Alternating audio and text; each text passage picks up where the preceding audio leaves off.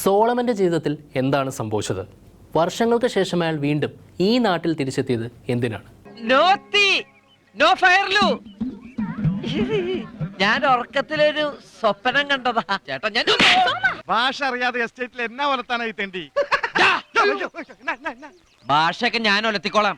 തുടക്കത്തിൽ ഉടക്കാനാണ് ഭാവമെങ്കിൽ തന്റെ ഈ ക്ലോസറ്റ് കഴിയുന്ന ബ്രഷ് പോലത്തെ തലയുണ്ടല്ലോ, പോളിച്ചടിക്ക് പെട്ടിലാക്കി പേഴ്സലാക്കി കളഞ്ഞ.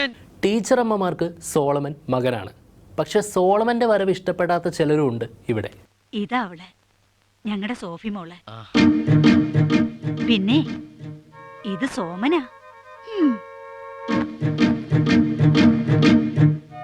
കുട്ടിക്ക് എന്നെ വല്ലാതെ ഇഷ്ടായെന്ന് തോന്നുന്നു.